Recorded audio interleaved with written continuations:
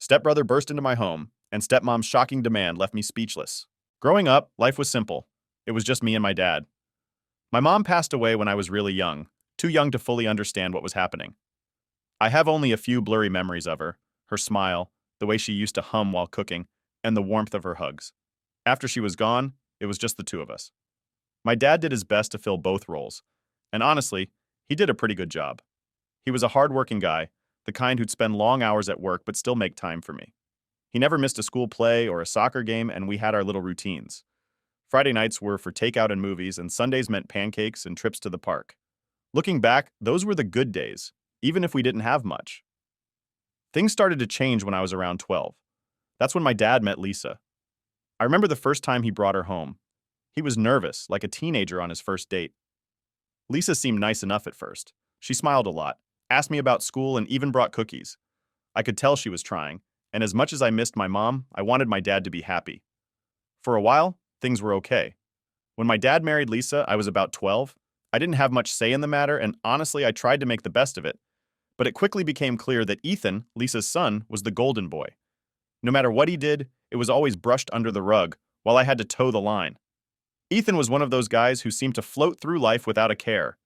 He never held down a job for long, constantly flaking out on responsibilities, and Lisa always made excuses for him. "He's just figuring things out," she'd say, or "he'll find his way eventually." Meanwhile, I was expected to be the responsible one, getting good grades, helping around the house, and basically being the opposite of Ethan. It wasn't just about the chores or schoolwork, though. It was the way Lisa treated us differently. If I messed up, even a little, there were consequences. I'd get grounded, have privileges taken away, the whole 9 yards. But Ethan? He could screw up big time and barely get a slap on the wrist. He'd miss curfew, skip school, or blow off family obligations, and Lisa would just shrug it off. "Boys will be boys," she'd say. Yeah, okay. What really drove me nuts was how oblivious my dad seemed to it all. He tried to be a father figure to Ethan, which I understood. But sometimes it felt like he was so focused on blending the family that he didn't notice how much Lisa favored Ethan. I remember this one time. I had worked all summer mowing lawns and doing odd jobs to save up for a new bike. I was so proud of myself. But right before I bought it, Ethan decided he wanted a new gaming console. Lisa convinced my dad to chip in for it, using some of the money Dad had been saving for something else. I ended up having to settle for a cheaper bike because there wasn't enough left for what I wanted. It wasn't just the material stuff, though. The favoritism seeped into every aspect of our lives. If we had family gatherings or holidays, Ethan was always front and center. He'd crack jokes, hog the attention, and Lisa would beam like he was the second coming. Meanwhile, I'd sit there quietly, knowing that no matter what I did, I'd never be the center of attention like Ethan. One of the most infuriating things was how Ethan always managed to charm his way out of trouble. There was this one time in high school when he got caught sneaking out late at night. Instead of grounding him, Lisa laughed it off, saying, "At least he's adventurous." But when I stayed out late once because I lost track of time with friends, I was grounded for 2 weeks. The double standards were ridiculous.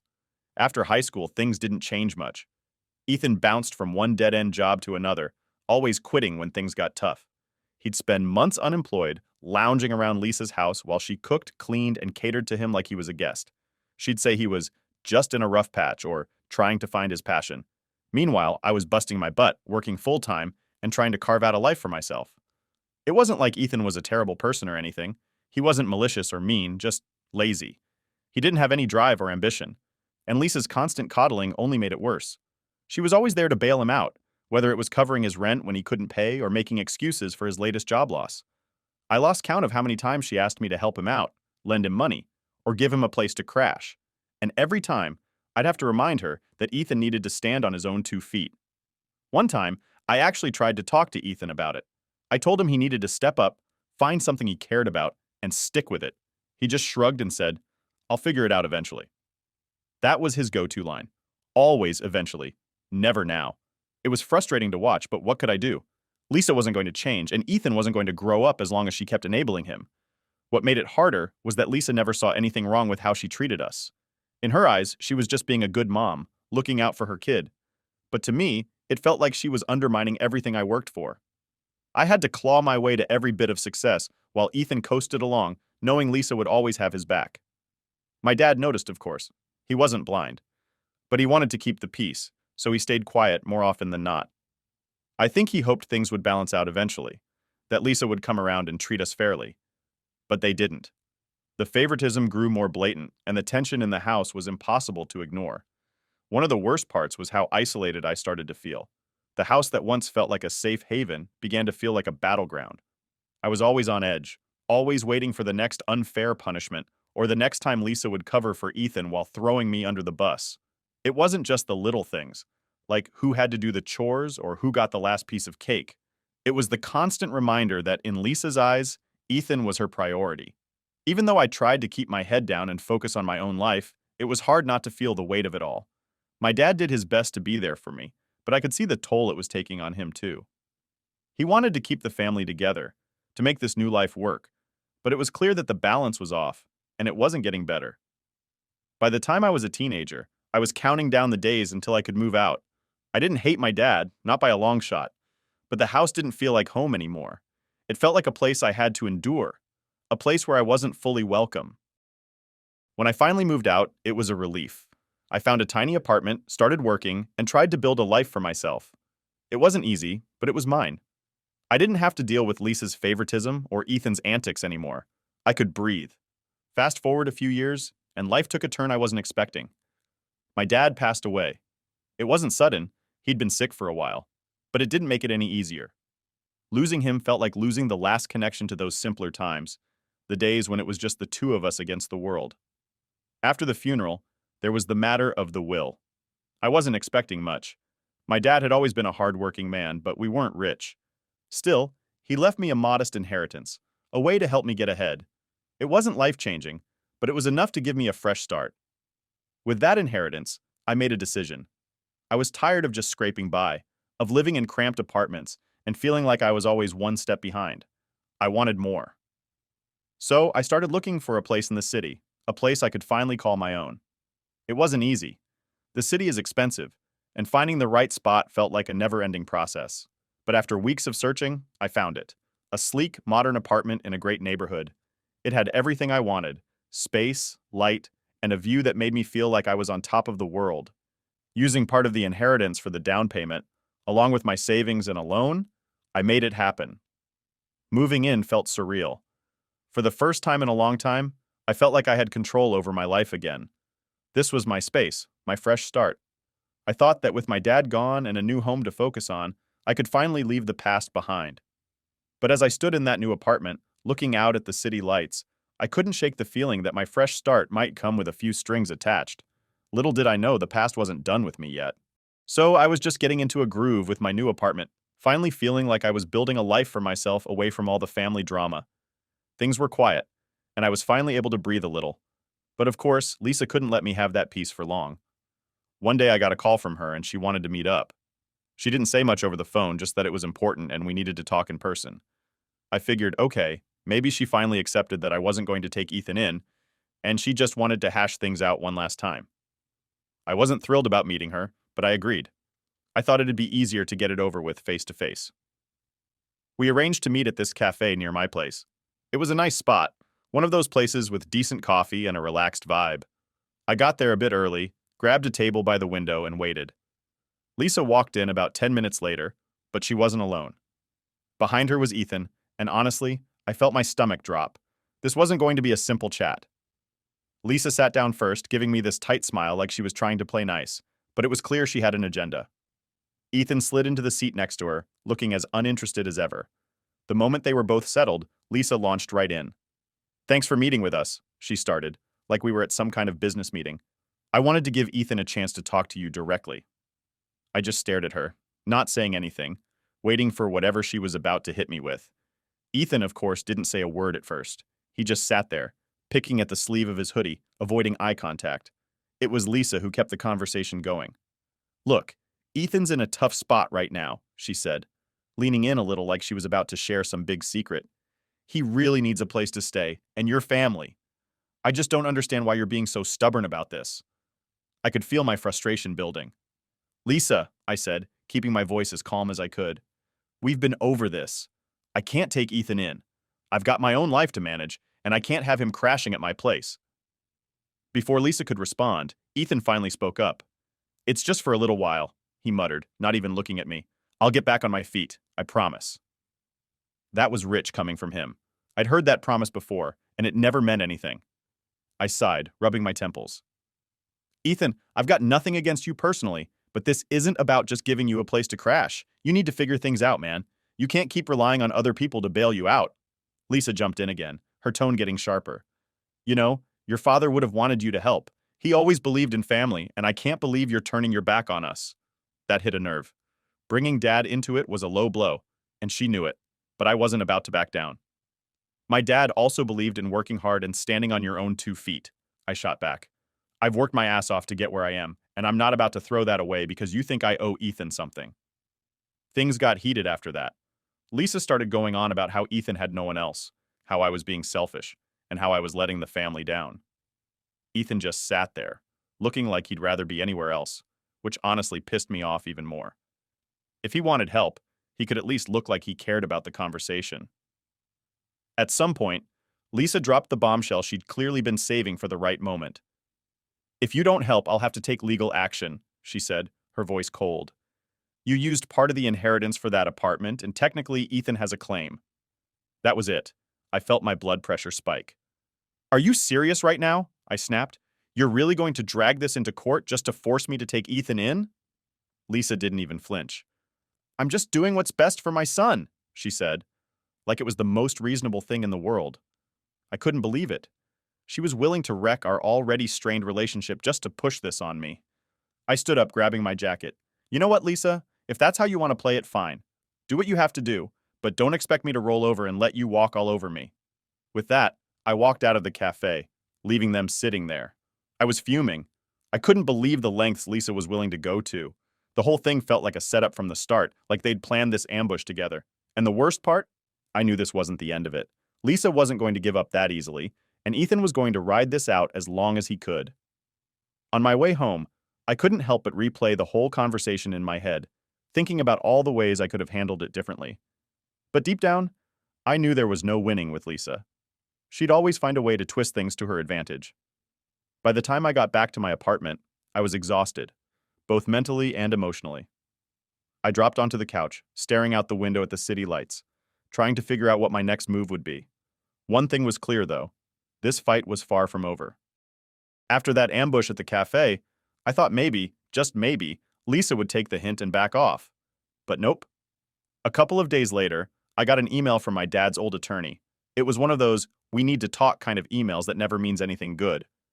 I figured Lisa must have stirred something up, but I didn't expect what came next. The attorney, Mr. Davis, asked me to come by his office to discuss an important matter regarding your late father's estate. The whole thing felt off. My dad's estate had been settled ages ago, or so I thought, but I showed up anyway, more out of curiosity than anything else. When I got to Davis's office, he wasted no time getting to the point. Michael, he said, your stepmother has raised concerns about the use of inheritance funds for your apartment. She's suggesting that legally, your stepbrother has a right to the property. I almost laughed. Are you serious? Lisa's really trying to pull that? I asked, trying to keep my cool. Davis nodded, looking all serious. She's claiming that since part of the apartment was purchased using inheritance money, Ethan has a stake in it. If this goes to court, there's a chance a judge might agree.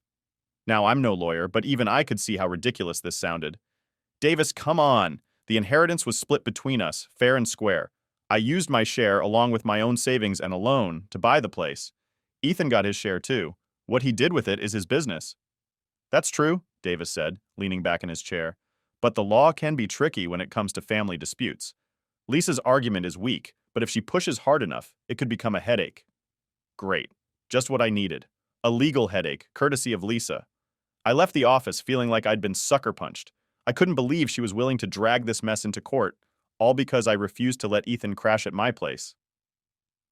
That night, I couldn't stop thinking about it. Lisa had always been manipulative, but this was a new low. She was really going to play dirty. I decided it was time to fight back.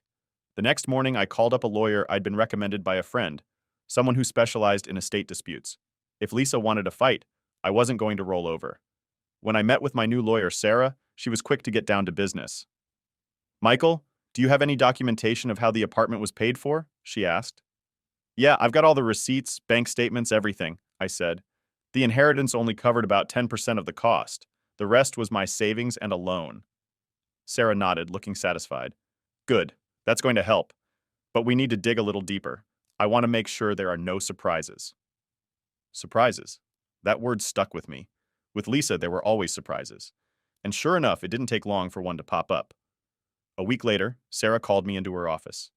Michael, I found something interesting while reviewing your father's estate records, she said, her tone serious.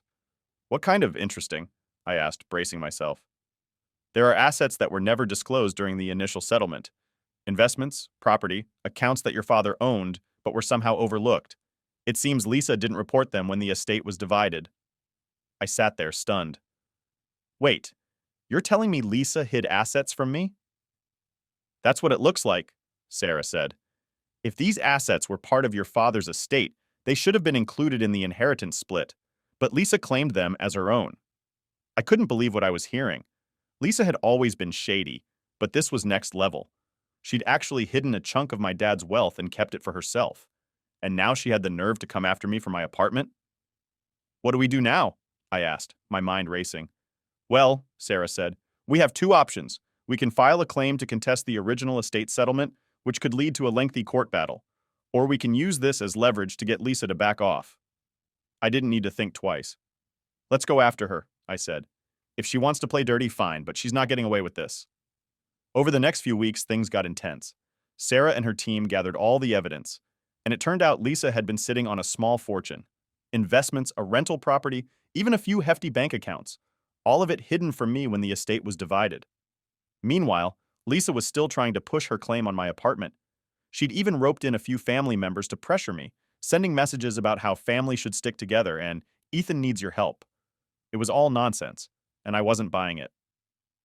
The day finally came when Sarah filed the claim. It was official. We were going after Lisa for hiding assets. The look on her face when she found out? Priceless. She hadn't seen it coming, and for once, she didn't have a quick comeback. But I knew this wasn't the end.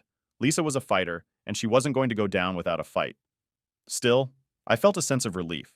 For the first time in a long time, I wasn't just reacting to her games. I was taking control.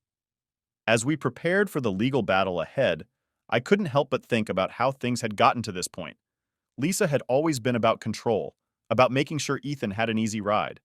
And now, she was willing to tear the family apart to keep that going. But I wasn't the same kid who had to put up with her crap back then. I had my own life now, my own space, and I wasn't going to let her mess that up. This was my fight, and I was ready for it. So, after all the digging, filing claims, and legal back and forth, things were finally coming to a head. Lisa had been caught red-handed hiding assets from my dad's estate. I thought catching her in that lie would be the end of it, but of course it wasn't that simple. When word got around that I was taking Lisa to court, the family freaked out. Suddenly, everyone had an opinion about what I was doing. Why can't you just let it go? Or, she's your stepmom, you should be helping her, not dragging her through court. Yeah, because she was such a saint, right? I couldn't believe how quickly they all lined up behind her. Most of these people hadn't given me the time of day for years, but now they were blowing up my phone, telling me how I was tearing the family apart. It was hard not to feel a little isolated. I mean, it's not like I enjoyed the drama. I just wanted to live my life in peace, in my apartment, without Lisa and Ethan trying to weasel their way in. But no. Now I was the villain for standing up for myself. It was exhausting. The court dates were grueling. Every time I walked into that courtroom, I felt like I was walking into a war zone. Lisa sat there with this smug look on her face, acting like she was untouchable. She even had the nerve to throw me pitying glances, as if I was some lost child she had to put up with. But Sarah was a beast. She tore through every one of Lisa's excuses like a hot knife through butter. Lisa's whole defense was built on lies, and it showed. When Sarah laid out the hidden assets, the judge's expression said it all. You could tell they weren't buying Lisa's sob story about accidentally forgetting to mention those investments and accounts. The final ruling? In my favor. Lisa had to cough up what she owed from the hidden assets. The judge also threw out her ridiculous claim about Ethan having a right to my apartment. It felt like a huge weight had been lifted off my shoulders. I walked out of that courtroom feeling like I could finally breathe again. But the fallout didn't stop there. After the ruling, Lisa and her little fan club of family supporters went into overdrive. They started spreading rumors about me, making it sound like I was the greedy one, that I was obsessed with money. I even got messages from distant relatives I hadn't spoken to in years, all asking why I was treating Lisa so badly. It was frustrating, but at the same time, I didn't care. I knew the truth.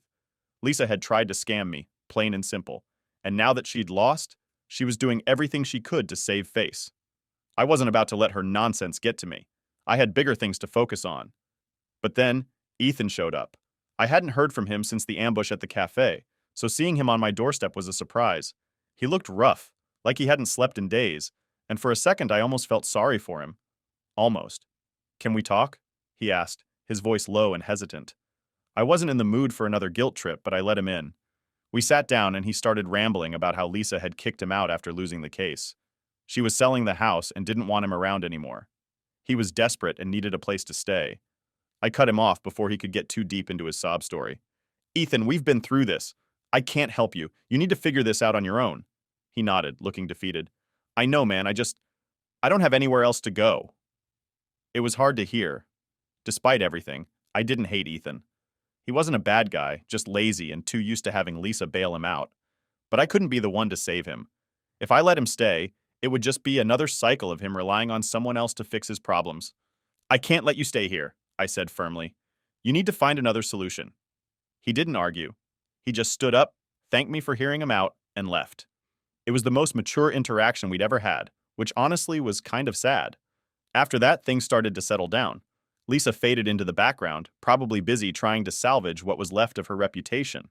The family slowly stopped bugging me, realizing they weren't going to change my mind. I finally had my peace. But there was still this nagging feeling, like the whole ordeal had left a permanent scar. I didn't trust people the way I used to. The way Lisa had manipulated everyone, turning them against me, showed me just how quickly things could turn ugly. It was a hard lesson, but one I wouldn't forget. In the end, I came out stronger. I stood up for myself, defended what was mine, and didn't let anyone walk all over me. It wasn't easy, and it definitely wasn't fun, but it was necessary. Now I could finally focus on living my life the way I wanted, without the constant shadow of family drama hanging over me. And as for Ethan, I don't know where he ended up, but I hope he figured things out. Maybe getting cut off was the wake-up call he needed. Or maybe not. Either way, it wasn't my responsibility anymore. I had done my part, and now it was time to move on. Update. It had been a few months since the court ruled in my favor, and for the first time in what felt like forever, my life was calm.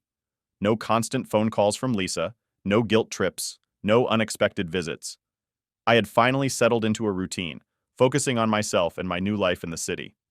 The weight of all the family drama was starting to lift, but as life often reminds us, peace is rarely permanent.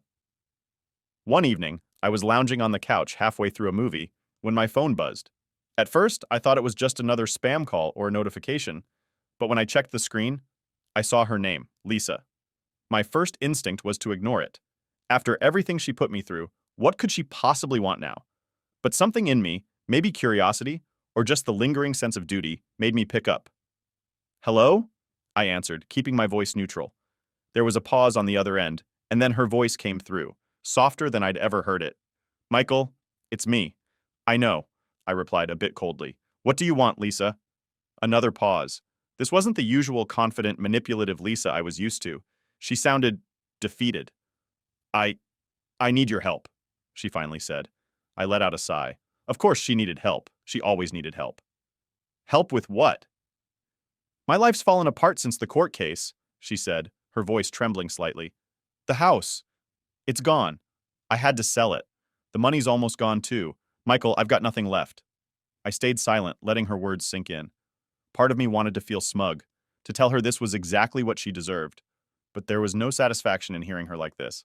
She sounded genuinely broken. "I don't have anywhere else to turn," she continued. "Ethan's struggling too. I just need a little help, just enough to get back on my feet." I shook my head, even though she couldn't see me. "Why me, Lisa? After everything you've done, why would you think I'd help you?" "Because you're the only one who can," she said quietly. "I know I don't deserve it. I know I've been awful, but I'm desperate." There it was. The admission I never thought I'd hear from her. Lisa, admitting she'd been wrong, even if it was just a little. It didn't erase the years of manipulation and the constant scheming, but it was something. "I'll think about it," I said, my tone still distant. "But don't get your hopes up." She thanked me, her voice barely above a whisper, and we ended the call. I sat there for a long time staring at my phone, trying to process what just happened. Lisa, The woman who had spent years making my life a living hell was now begging for my help. It felt surreal. The next couple of days, her words echoed in my head. I didn't owe her anything. She had made her bed and now she was lying in it. But despite everything, I couldn't shake the image of her, desperate and defeated. I wasn't sure if it was pity or just a lingering sense of responsibility, but I couldn't completely turn my back on her. After some thinking, I made my decision. I wasn't going to let her move in or bail her out entirely, but I could give her a little help, just enough to get her through the next couple of weeks. I wasn't doing it for her. I was doing it for myself, to close this chapter on my terms. I called her back. Lisa, listen carefully, I began. I'll send you a small amount, just enough to cover the basics for a couple of weeks. But that's it. Don't ask for more. She sounded relieved, almost tearful. Thank you, Michael. I can't tell you how much this means. Don't make it more than it is, I warned. This is temporary. You need to figure things out on your own. She promised she would, and I transferred the money. It wasn't a lot, just enough to cover food and rent for a short while. After that, I felt a strange mix of emotions. Part of me felt lighter, knowing I'd done something good, even for someone who didn't really deserve it. But another part of me was bracing for what might come next. Lisa wasn't the type to let things go easily. The weeks passed, and things stayed quiet. I didn't hear from Lisa again, which was both a relief and a surprise. Maybe she'd taken my warning seriously, or maybe she was too busy dealing with her own problems to bother me. Either way, I was glad to have my space back. But deep down, I knew this wouldn't be the end. Lisa had a way of bouncing back, and when she did, it usually meant trouble. Still, I wasn't going to spend my days worrying about her. I had my own life to live, and I was finally starting to feel like I could move forward. In the end, I realized that helping Lisa wasn't about her at all. It was about me, about proving to myself that I could rise above the mess, that I could do the right thing even when it was hard. It didn't erase the past or make everything okay, but it was a step in the right direction. For now, that was enough. Update 2. It had been a few months since I helped Lisa out, and surprisingly, things stayed quiet. I hadn't heard from her or Ethan, and I figured they were finally dealing with their own problems. Life was starting to feel normal again. I was focused on work, making new friends, and just enjoying the peace that came with not constantly looking over my shoulder for the next wave of family drama. Then, one afternoon, my phone buzzed. It was Lisa. I stared at the screen for a moment, debating whether to answer. Curiosity won out, and I picked up. Michael, she began, her voice steady but softer than usual. I have something for you. I sighed, already feeling the familiar tension creep back in. Lisa, if this is another request for help, It's not, she interrupted. It's a letter from your father. That stopped me cold. A letter? What are you talking about? She took a deep breath. I found it while packing. It was hidden in one of his old boxes. It's addressed to you. I think you should have it. I didn't know what to say. A letter from Dad? After all this time? Part of me was skeptical, wondering if this was another one of Lisa's manipulations, but there was something in her tone that felt different, genuine. Okay, I finally said. Where can we meet? We agreed on a neutral spot, a park not far from my place. When I arrived, Lisa was already there, sitting on a bench, holding a small, worn envelope. She handed it to me without a word, her expression unreadable. I took it, unsure of what to expect. Thanks, I said quietly. She nodded. I'll leave you to it. And just like that, she walked away. No drama, no guilt trips, nothing. I sat on the bench, staring at the envelope for a moment before opening it. Inside was a single sheet of paper, folded neatly. The handwriting was unmistakably my dad's, strong, deliberate strokes. I unfolded the letter and began to read. Dear Michael, if you're reading this, it means I'm no longer around, and for that, I'm sorry. There are so many things I wish I could have told you in person, but life doesn't always give us that chance. First, I want you to know how proud I am of you. You've always been strong, independent, and kind. I know things haven't been easy, especially after your mom passed, but you've carried yourself with grace and strength. I'm sorry I wasn't always there in the way you needed me to be. When I married Lisa, I hoped it would bring us all closer, give you a family again, but I know it didn't turn out that way. I saw the struggles, the unfairness, and the way you were treated differently. I should have done more to protect you, to stand up for you. That's my biggest regret. The inheritance wasn't just about money, Michael. It was my way of trying to give you a chance at the life you deserve. I wanted you to have a fresh start, a chance to build something for yourself without the weight of the past dragging you down. I knew Lisa would look after Ethan, but you... You needed someone to look after you too. I hope the money helped, but more than that, I hope you find peace. I hope you forgive me for the times I failed you. And I hope someday you'll find it in your heart to forgive Lisa. She's not perfect, but she tried in her own way. Take care of yourself, son. Live a life that makes you happy. That's all I ever wanted for you. With love, Dad. By the time I finished reading, my hands were trembling. The letter hit me harder than I expected.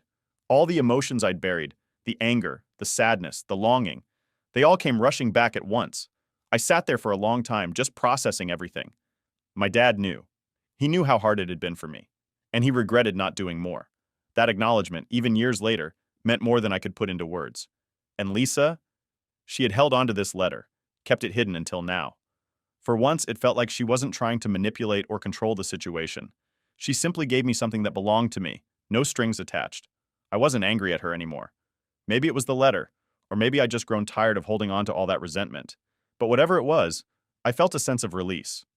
I could finally let go of the past and focus on the future.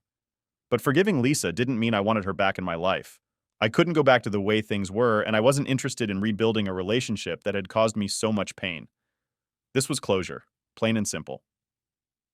Later that evening, as I sat in my apartment, the letter resting on the table in front of me, I felt a strange sense of peace. My dad's words had given me something I didn't even realize I needed: permission to move on. Lisa might still reach out from time to time, and maybe Ethan would pop up again, but I knew where I stood now.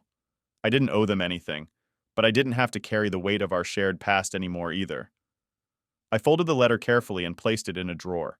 It was a part of my story, a reminder of where I came from, but it didn't define where I was going.